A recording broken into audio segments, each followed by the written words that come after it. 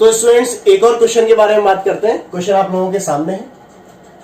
Question कहता है कि places A and B are 100 kilometre apart on a highway, कि एक हाईवे है और उस हाईवे पर दो जगह हैं। मैंने मान लिया कि मेरी एक जगह है ए और दूसरी जगह है मेरी बी।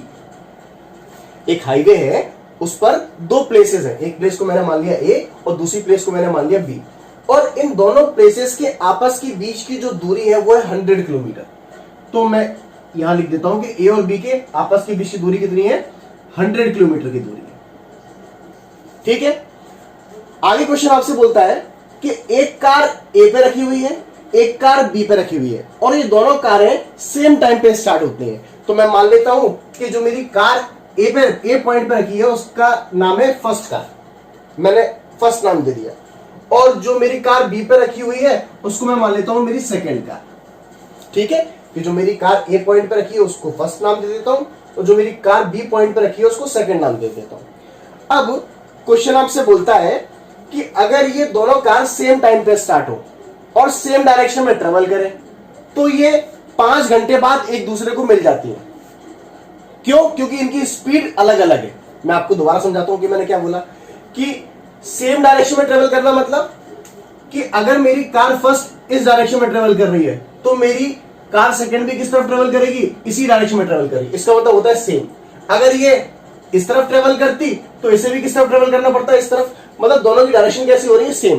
फिलहाल के लिए मैंने मान लिया है कि मेरी कार फर्स्ट उस तरफ ट्रेवल कर रही है और कार सेकंड भी किस तरफ ट्रेवल कर रही है, उस तरफ ट्रेवल कर रही है। तो अगर ये सेम डायरेक्शन में ट्रेवल कर रही है तो किसी एक पॉइंट पर ये मिल जाती हैं, और उस पॉइंट का नाम दे दिया मैंने सी। तो सी पॉइंट पर एक कार एक दूसरे को मिल जाती है। क्यों मिल जाती है? क्योंकि इन दोनों की कार की स्पीड क्या अलग अलग है। आप सोच रहे होंगे कार बी तो आगे रखी हुई है, कार ए पीछे रखी हुई है, ये कैसे मिलेंगे, कार ए तो आगे बढ़ जाएगी। भाई ऐसा हो सकता है ना कि कार बी की स्पीड स्लो हो, कार ए की स्पीड तेज हो, तो इन दोनों की स्पीड क्या है, अलग अलग है, इसलिए ये पॉइंट सी पर एक दूसरे से मिल जाती है। क्लियर है? अब सेकंड कंडीशन क्या बोलता है कि अगर जो दोनों कारें हैं वो एक दूसरे के अपोजिट डायरेक्शन में ट्रेवल करेंगे। क्या बोल रहा हूं, देखो दोबारा ध्यान सुनो, कि अगर कार ए और कार बी है, मैंने मान लिया मेरी कार ए पे जो रखा है, ए मतलब फर्स्ट वाली कार और बी मतलब सेकंड वाली कार जो मेरी है, अगर ये अपोजिट डायरेक्शन में ट्रेवल करेगी, अपोजिट मतलब अगर ये इस तरफ तो ये इस तरफ, तो ये किसी बिंदु पर 1 घंटे में ही मिल जाते हैं। तो अगर फर्स्ट वाली कार इधर चलेगी और सेकंड वाली कार इस तरफ चलेगी, इस तरफ चलेगी, तो पक्की बात है कि ए और बी के कहीं बीच में मिलेगी। तो मैं मान लेता हूं कि ये मेरी किसी इस पॉइंट पे मिल जाएगी। आप कहीं भी मान सकते हैं, इस पॉइंट पे ही मान सकते हैं, इस पॉइंट पे ही मान सकते हैं। तो मैंने मान लिया वो मेरा बिंदु कौन सा है, ई बिंदु है, जिस पर ये दोनों कार मिल रही है। कब? 1 घंटे बाद, अगर अपोजिट डायरेक्शन में ट्रेवल करेंगे तो। क्लियर है? तो आपसे पूछ रहा है कि बताइए कि स्पीड ऑफ कार क्या होगी, दोनों गाड़ियों की स्पीड क्या होगी, ये आपको फाइंड करना है। तो जो फाइंड करना होता है उसको आप क्या मान लेते हैं, लेट मान लेते हैं। देखिए किस तरीके से करेंगे कि let speed of first car be x kilometre per hour. मैंने मान लिया कि मेरी पहले कार की गति, पहली कार कौन सी है, फर्स्ट वाली जो ए बिंदु पर रखी है, उसको फर्स्ट नाम दिया है, कि गति कितनी है, x किलोमीटर पर आवर। ठीक है, ऐसे ही मान लेता हूं कि speed of second car be y kilometre per hour, और जो मेरी सेकेंड कार है, मतलब जो बी पॉइंट पर रखी है, उसकी स्पीड है y किलोमीटर पर आवर। अब हम बात करते हैं इसमें कंडीशंस की। इसमें 2 कंडीशन दे रखी है। पहली कंडीशन है कि सेम डायरेक्शन में ट्रेवल कर रहा है, और दूसरी कंडीशन है कि आपका एक दूसरे के टुवर्ड्स ट्रेवल कर रहा है, मतलब अपोजिट डायरेक्शन में ट्रेवल कर रहा है ना। तो देखें क्या मतलब होता है इसका, कि मैं पहले केस 1 लेता हूं, पहले मैं लेता हूं केस फर्स्ट। तो मेरा केस फर्स्ट क्या बोलता है कि when cars travel in a same direction, कि अगर दोनों गाड़ियां मेरी, दोनों कार सेम डायरेक्शन में ट्रेवल करेंगी तो क्या होगा। तो अगर दोनों गाड़ियां मेरी सेम डायरेक्शन में ट्रेवल करेंगी तो वो सी पॉइंट पर मिल रही है। क्लियर है? अब मैं आपसे पूछ रहा हूं कि distance travelled by car first कितना होगा, तो आप कैसे निकालेंगे। देखो यहां लिखते हैं कि distance travelled by first car अगर मैं निकालना चाहता हूं तो कैसे निकालूंगा? फर्स्ट कार कैसे निकालूंगा? देखो बेटा, डिस्टेंस का जो फॉर्मूला होता है मैं आपको बता देता हूं कि जो डिस्टेंस का जो फॉर्मूला होता है, डिस्टेंस का फॉर्मूला होता है स्पीड इनटू टाइम। क्या फॉर्मूला होता है? Speed into time. तो d मतलब डिस्टेंस, s मतलब स्पीड, t मतलब टाइम। तो कभी भी आपको अगर डिस्टेंस निकालना है तो स्पीड में टाइम का मल्टीप्लाई कर दीजिए। ठीक है, तो अब आपको पता करना है कि फर्स्ट क्लास जो फर्स्ट कार है उसने कितना डिस्टेंस कवर किया। तो बताओ बेटा कि फर्स्ट कार की स्पीड कितनी है? देखो फर्स्ट कार की स्पीड कितनी है? x किलोमीटर, है ना। तो मैं क्या लिखूंगा यहाँ पे? x लिखूंगा, है ना। और वो कितना टाइम ले रही है यहां से आगे पहुंचने में सी पॉइंट पर? 5 घंटे, है ना। कितने घंटे ले रही है? 5 घंटे। तो क्या, तो यहाँ क्या कर दूंगा? 5। तो ये कितना हो जाएगा मेरा? 5x। समझ में आया आप लोगों को कि distance travelled by first car कितना निकल आया मेरा? 5x। इजी। इसी तरीके से अगर मैं आपसे पूछूं कि distance travelled by second car, कि मेरी जो कार सेकेंड है उसने कितना डिस्टेंस ट्रेवल किया, तो फॉर्मूला सेम है क्योंकि मैं डिस्टेंस निकाल रहा हूं, स्पीड इनटू टाइम, है ना। तो जो सेकेंड कार है उसकी स्पीड कितनी है? y, और टाइम वही लगा रही है कि दोनों कितने बार मिल रहे हैं? 5 घंटे बाद मिल रहे हैं। तो ये भी क्या होगा? 5। तो इसका भी कितना आएगा? 5y। समझ में आया आप लोगों को? अब एक चीज और देखो कि जो मेरी कार फर्स्ट यहां पर रखी थी ये अल्टीमेटली पहुंची कहां पर है? ये पहुंची है सी पॉइंट पर। तो अगर मैं आपसे पूछूं कि मेरा एसी क्या है, मेरा एसी क्या है, अगर मैं आपसे पूछूं कि मेरा एसी क्या है, ए से लेकर सी तक क्या है, तो आप क्या बोलेंगे कि एसी वो है जो कार फर्स्ट ने डिस्टेंस ट्रेवल किया है। कहां तक? सी पॉइंट तक डिस्टेंस ट्रेवल किया है। तो मैं इस पॉइंट को क्या नाम दे सकता हूं? इसको मैं एसी भी बोल सकता हूं, है ना, कि एसी क्या है? Distance travelled by first car. इसी तरीके से अगर मैं आपसे पूछूंगा कि distance travelled by second car क्या होगा, तो आप क्या बोलेंगे? बीसी, कि बी से कहां तक गई? सी तो गई गाड़ी। तो डिस्टेंस ट्रेवल्ड बाय कार ये क्या हो गया? एसी, जो आपने निकाला 5x। Distance travelled by second car BC, जो आपने निकाला 5y। क्लियर है? यहां तक आप लोगों को समझ में आया? ठीक है। अब आगे वाला स्टेप बहुत ध्यान से देखिएगा। क्या कि अब मैं इक्वेशन फॉर्म करने जा रहा हूं। देखो मैं मान लेता हूं कि मेरा एसी, मैं यहां लिख लेता हूं, क्या लिख लेता हूं? एसी। एसी मतलब क्या हो गया? जो डिस्टेंस है, कौन सी वाली? जो कार फर्स्ट ने डिस्टेंस ट्रेवल करी है। और उस एसी में से मैं बीसी को माइनस कर देता हूं। किसको माइनस कर देता हूं? बीसी को माइनस कर देता हूं।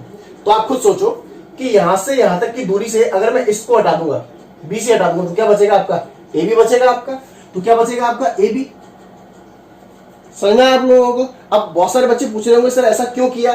देखो मैं आपको बता रहा हूं आगे, 1 मिनट और रोको बस, है ना। पहले आप ये देखो कि एसी की वैल्यू कितनी है? एसी की वैल्यू है 5x, और बीसी की वैल्यू कितनी है आपके पास में? 5y, और AB की वैल्यू कितनी है? A से B की वैल्यू कितनी है? 100। इसको नाम दे देता हूं इक्वेशन नंबर फर्स्ट। अच्छा अभी नाम नहीं दे रहे इसको इक्वेशन नंबर फर्स्ट, रुक जाओ। देखो जरा, अब आप बच्चे पूछ रहे होंगे कि सर आपने ऐसा क्यों किया कि AC minus BC equal to AB। मुझे इक्वेशन फॉर्म करनी थी। क्या फॉर्म करनी थी? इक्वेशन। देखो अब इजीली मेरा x वाला पार्ट आ रहा है, y वाला पार्ट आ रहा है, और बराबर में मेरा कितना आ रहा है? 100 आ रहा है। तो मेरी एक आसानी से इक्वेशन फॉर्म हो गई है, इसलिए मेरे को ऐसा करना पड़ा।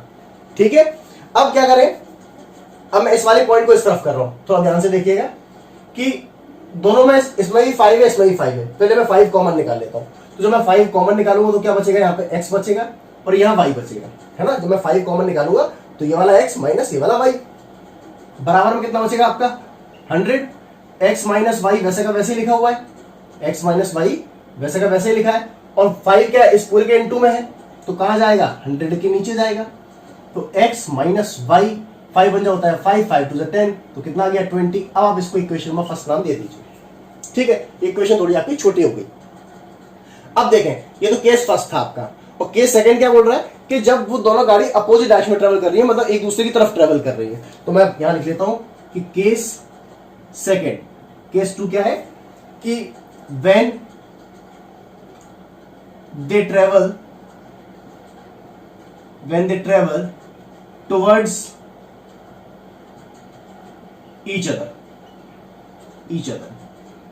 कि मैंने माना कि दोनों एक दूसरे की तरफ ट्रेवल कर रही हैं। आप मुझे खुद बताओ कि अगर ये दोनों कार एक दूसरे की तरफ ट्रेवल करेंगी तो क्या होगा।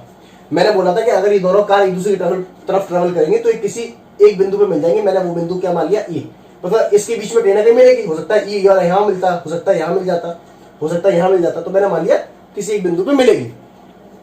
तो आप देखें कि अगर इसको मेरे को डिफाइन करना हो तो कैसे डिफाइन करेंगे। अगर मैं आपसे पूछूं कि डिस्टेंस ट्रेवल्ड बाय कार ए, इस केस में कि distance travelled by car first, तो आप कैसे निकालेंगे distance travelled by car first. देखो लिखता हूं मैं कि distance travelled by car first, कि फर्स्ट जो कार फर्स्ट है उसमें कितना डिस्टेंस ट्रेवल किया। फॉर्मूला होता है आपके पास स्पीड इनटू टाइम, ये फॉर्मूला होता है ना कि आपको डिस्टेंस निकालनी तो फॉर्मूला स्पीड इनटू टाइम। तो कार फर्स्ट वाली जो स्पीड है वो कितनी मानी है आपने, कार फर्स्ट की स्पीड है x। क्लियर, समझना है आप लोगों को। और स्पीड इनटू टाइम होता है, और टाइम कितना ट्रेवल कर रहा है, 1 घंटा लग रहा है उनको जब वो अपोजिट डायरेक्शन में ट्रेवल कर रहे हैं। तो ठीक है, तो इनटू में कितना आ जाएगा, 1 आ जाएगा, मतलब फाइनली कितना हो जाएगा ये x। समझना है आप लोगों को कि तो कितना डिस्टेंस निकल आया इनका, इसका x डिस्टेंस निकल आया। अब आप देखिए कि distance travelled by car second, तो ये कितना हो जाएगा y इंटू 1, तो ये कितना निकल आया आपका y किलोमीटर निकल आएगा। तो जो डिस्टेंस ट्रेवल्ड फर्स्ट ने कार 1 ने ट्रेवल करी वो x किलोमीटर हो गया, और ये कितना हो गया y किलोमीटर हो गया। देखो इजिली सॉल्व हो गया। फॉर्मूला आप याद रखें, डिस्टेंस इक्वल टू होता है स्पीड इनटू टाइम। कौन सा फॉर्मूला लगाया, distance equal to speed into time. Speed है आपकी x और टाइम है आपका 1। क्लियर है। अब इक्वेशन कैसे फॉर्म होगी, देखो ये दोनों सेम डायरेक्शन में ट्रेवल कर रहे हैं।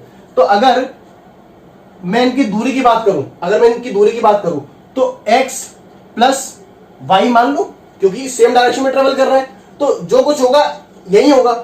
तो x plus y equal to कितना हो गया, ये 100। भाई x और y को जोड़ूंगा तो ये दूरी कितनी है, पूरी 100 ही तो है ना। तो x और y को मिला लेंगे तो कितना हो जाएगा, ये 100। तो ये आपकी इक्वेशन कौन सी हुई, इक्वेशन नंबर 2। समझ में आया आप लोगों को। चलिए अब आपके सामने क्वेश्चन है, एक इक्वेशन ये, एक इक्वेशन ये। फ्रॉम फर्स्ट एंड सेकंड लिखे सॉल्व कर दीजिए इक्वेशन कि from first and second, from first and second कैसे सॉल्व करेंगे कि एक इक्वेशन को आप ऊपर लिख लीजिए और दूसरी इक्वेशन को आप नीचे लिख लीजिए, है ना। अब देखिए इजिली कैंसिल हो गए, ये माइनस का था ये प्लस का था, क्या बचेगा यहाँ पे 2x और ये कितना हो जाएगा 120। x इक्वल टू कितना हो जाएगा 120 अपॉन 2, 2 1 जो होता है 2, 2 6 12 कितना हो गया 60। तो x की वैल्यू कितनी आ गई आपकी 60 किलोमीटर पर आवर। तो x क्या माना था आपने, x माना था आपने स्पीड ऑफ फर्स्ट कार, तो आप लिख लेंगे hence speed of first car equal to 60 kilometre per hour. पर अभी आपकी भी y की वैल्यू नहीं निकली है, तो आप पहले y की वैल्यू पहले निकाल लें कि put x equal to 60 kilometre per hour in equation first वाली इक्वेशन ये आपकी। तो x minus y equal to 20, x ये कितना रख देंगे आप 60, माइनस की जगह माइनस, और y जो है ना y आपको निकालना है, और बराबर में कितना है 20, तो माइनस वाई 20 माइनस 60 उधर जाएगा माइनस का हो जाएगा, माइनस वाई इक्वल टू कितना हो गया माइनस का 40, माइनस से माइनस कैंसिल हो गया, तो y इक्वल टू कितना आ गया आपका 40 किलोमीटर पर आवर। क्लियर है। तो आपकी जो x की वैल्यू है वो निकल आई है 60 किलोमीटर पर आवर, और जो आपकी y की वैल्यू है वो निकल आई है 40 किलोमीटर पर आवर। क्लियर है। अब आप लोग बहुत अच्छे से यहां पे लिख लेंगे क्या कि hence speed of first car कितनी है आपकी 60 किलोमीटर पर आवर, और स्पीड ऑफ सेकंड कार कितनी है आपकी 40 किलोमीटर पर आवर। समझ में आया आप लोगों को अच्छे से, कितना इजी क्वेश्चन था। बस थोड़ा सा लेंथी लगा होगा आपको स्टार्टिंग में, लेकिन एक बार आप इसको रिपीट मार लेंगे कम से कम 2 बार, है ना। आप इसको कम से कम 2 बार रिपीट मार लें, उसके बाद आपको क्वेश्चन बहुत इजी लगेगा ये, क्योंकि आपको प्रैक्टिस में आ जाएगा, है ना। तो उम्मीद है आप लोगों को ये क्वेश्चन अच्छे से समझ में आया होगा। तो चलिए मिलते हैं नेक्स्ट क्वेश्चन की तरफ।